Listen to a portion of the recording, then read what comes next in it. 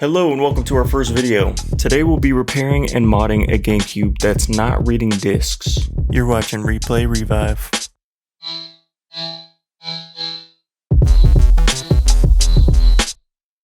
So I bought this silver GameCube on eBay for about 35 bucks, and it turns on, the audio and video are fine, but as you can see, whenever I try to play LEGO Star Wars, I get this error. This could be caused by a couple different things, so we're gonna have to troubleshoot. Separately, I'll also check the date and time to see if we need to replace the clock battery.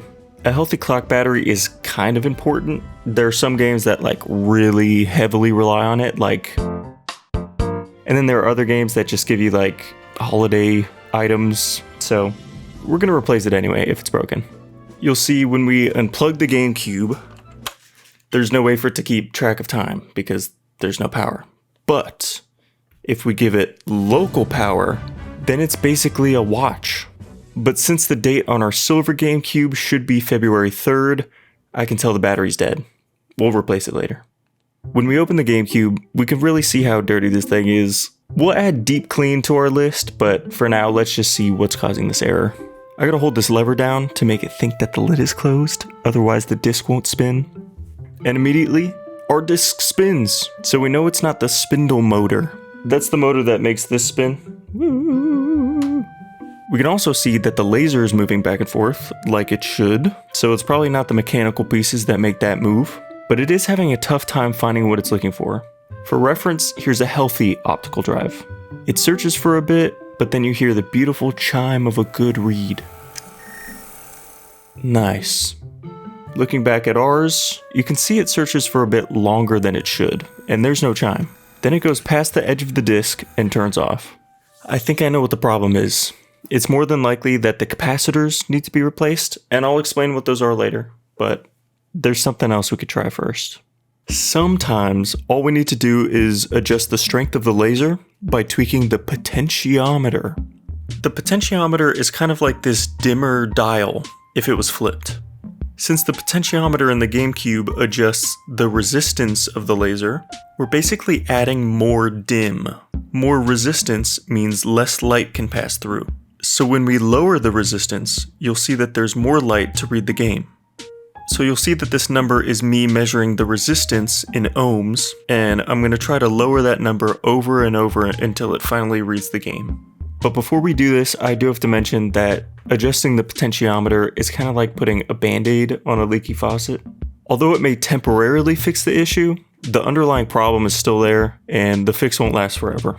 Some professionals might even tell you not to do this step until after you replace the capacitors. And again, I'll tell you what those are later. It's a good thing I'm not a professional. So we'll lower the resistance of the laser little by little. We want to be super careful here because we could burn out the laser by making it too strong. In our case, the laser is still too weak, even after adjusting the potentiometer to its upper range. Yeah, these things have resistance ranges, and it's even different depending on which GameCube model you have. Regardless, the pros were right. We gotta replace the capacitors. And I'll finally tell you what those are.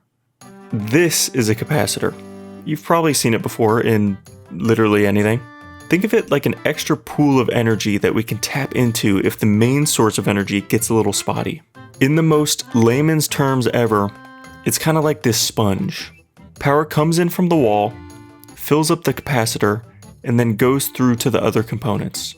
You'll notice when the power supply gets a little spotty, we still have some power going through to the other components. So the main job of a capacitor is to basically smooth out the flow of energy. And that's what I think our problem is. I think our capacitors are old, which means it's just leaking energy where it should be, those pools of energy should be filling up to allow our optical drive to get a steady flow of energy. And the biggest problem is, I've never replaced capacitors before. So we're gonna do a little practice run on my own personal GameCube. There are a total of 10 capacitors that we need to replace. That means using hot air and flux to remove the old capacitor, using solder wick to soak up the old solder, using isopropyl alcohol on cotton swabs to clean the flux and prep the pads, using new solder on one of the pads to press the new capacitor into place. I know, My cinematography is immaculate. And then we add solder to the other leg to complete the connection to the other pad. 10 times. We do this 10 times. These were especially difficult because they're very close together. If it seems like a lot, good. Link in the description, I'll do it for you. But if it sounds manageable, maybe even a little easy, that's because it is. I literally learned this stuff by myself. There are tons of great YouTube tutorials out there. If you just buy the tools and practice, you could do it. I'll even link the tools I use and the tutorials I've watched in the description, right next to the subscribe button. Anyway, after that capacitor replacement, or recap as the kids say, we gotta test to see if I did it correctly first try. Try doodles. Does it read the game first try? No, it doesn't. Let me reset. It's not even spinning. Oh, now it's spinning?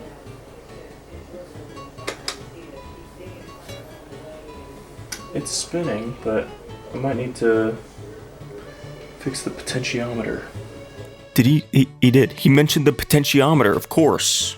Again, we're measuring the resistance here, so we want this number to be as high as possible while still reading games. If the resistance was super low, then the laser would be super bright and it would burn out very easily. We don't want that.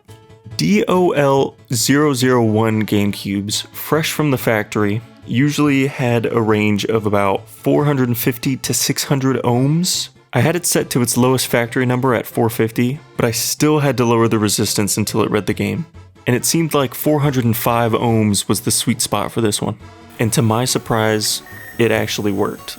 I even tested it 5 times in a row, with an extra cold boot a few hours later, and everything ran beautifully. The shell went back on, and I tested it one last time hooked up to the TV. We successfully replaced the capacitors. But again, that was just my personal GameCube, so we now had to do the actual replacement on the actual GameCube.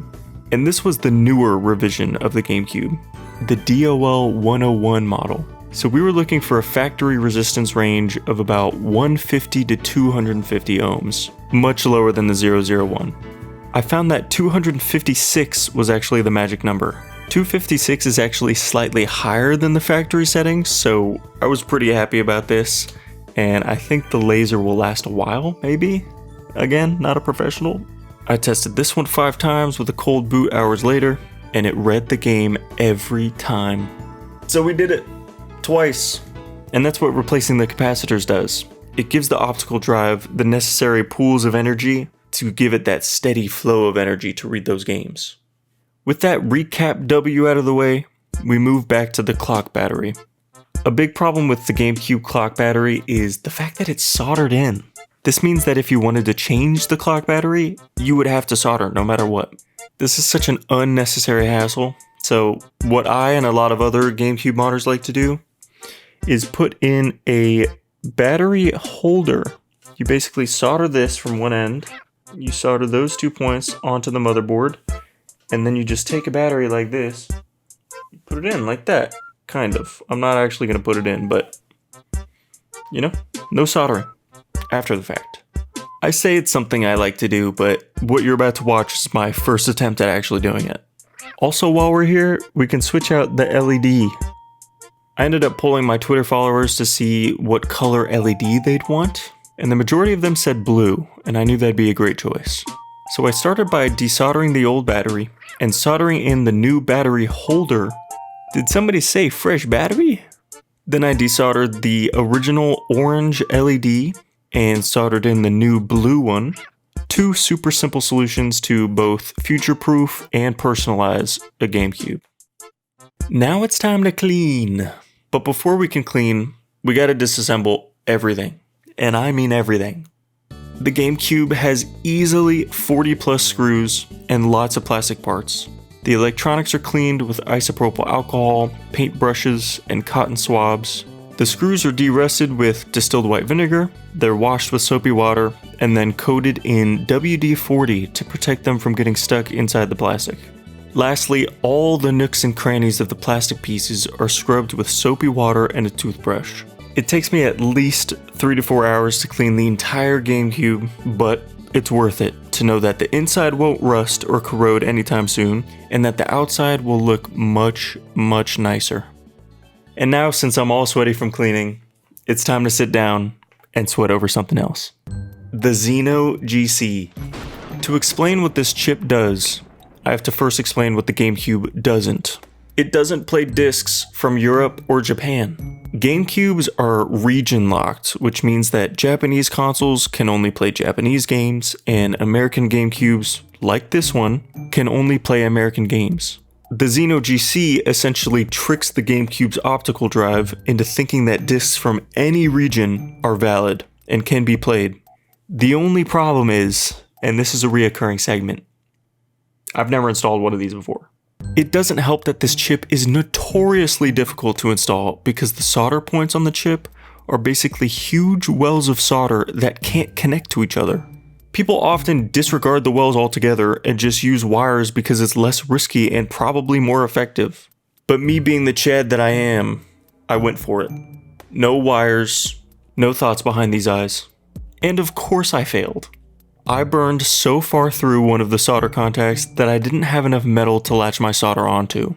I had to make the executive decision to remove it while I still could.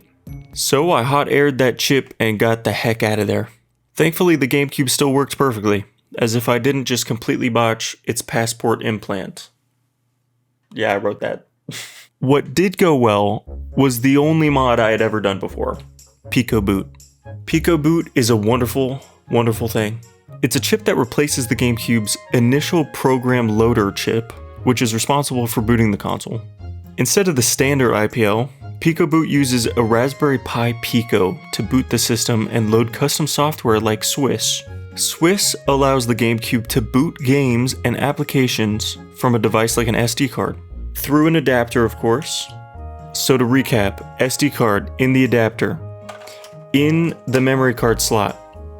I press the power button. PicoBoot inside the GameCube says, we'll be booting this GameCube.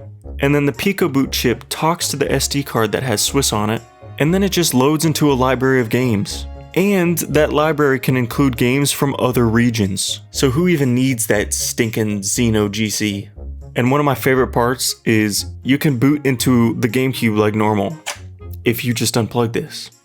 The PicoBoot chip is still in here. But if I were to press the power button, look. Yes. So yeah, I successfully installed PicoBoot by soldering some wires to the legs of this chip, and then to that chip, and then I cut the metal housing a bit to make room for these new wires, which was a huge first for me, and I completely forgot I had to do this in the first place. Twice.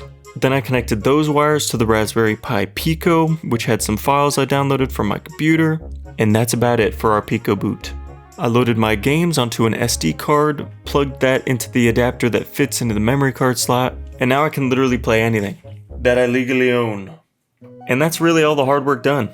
We installed all the mods that we wanted to put into this thing, except the Xeno, and now it's just a matter of reassembling everything. I gave the CPU, GPU, and RAM some new thermal pads. Each of these need to be a different height to make solid contact with the heatsink, or else those chips are going to get real hot real fast. Then we have the GameCube stuttering, or shutting off from overheating, and blah blah blah. I also didn't like the look of the one yellowed memory card flap, so I replaced both of them with the matching set from my personal GameCube. Now my personal GameCube has the ugly one, but I usually keep this inserted anyway, so you don't even see it. Then I took all the plastic pieces and other electronics and put them together like Lego bricks. And isn't this what it's all about? Putting something together after repairing it, modding it, cleaning it, everything fitting together perfectly.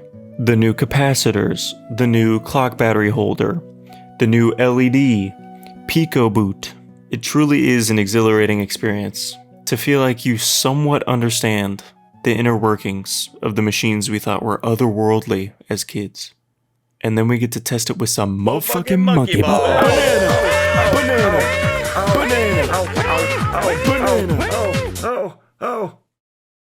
I was serious about you sending me your GameCube. I list my services and the consoles I sell over on my Ko-fi page, And I also post behind the scenes videos and videos of stuff I get in the mail for future projects. So maybe consider becoming a Ko-fi member. You could donate. I'm trying to get a cool screwdriver kit right now that would essentially give me every screwdriver I ever need.